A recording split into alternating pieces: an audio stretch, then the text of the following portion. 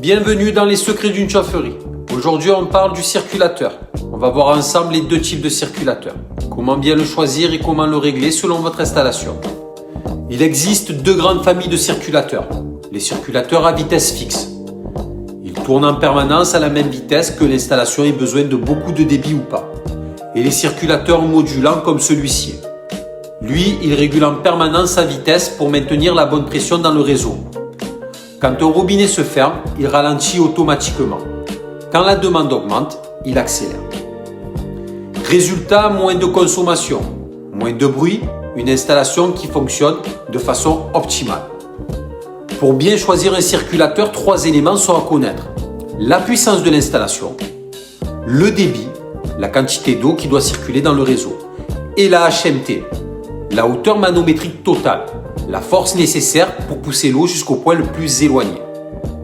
Ces informations sont directement disponibles sur la notice. Regardez cette référence, Yonopico 25/1-6.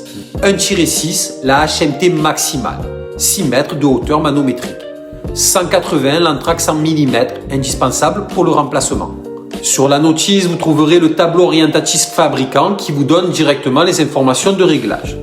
Et sur le circulateur, regardez cette molette. 2 zones bien distinctes. Zone bleue, mode radiateur. Pression différentielle variable. Le circulateur adapte sa hauteur manométrique en fonction du débit. 3 positions, selon le nombre de radiateurs dans votre installation. Et ensuite, vous avez la zone jaune, mode plancher chauffant. Pression différentielle constante. Pression stable, quelle que soit la demande. 3 positions, petite, moyenne, grande installation, selon la surface en mètres carrés. Ce circulateur intègre aussi des fonctions avancées. Purge automatique, redémarrage en cas de blocage, des outils qui vous font gagner du temps sur le terrain et qui évitent des remplacements inutiles. Le circulateur modulant, c'est la technologie d'aujourd'hui. La notice vous donne les informations de réglage. C'est un point de départ précieux sur le terrain. Et pour bien choisir un circulateur, il est indispensable de comprendre les bases du dimensionnement. Connaître la puissance de votre installation. Savoir calculer le débit dont vous avez besoin. Et déterminer la HMT, la hauteur manométrique totale, la résistance réelle de votre réseau.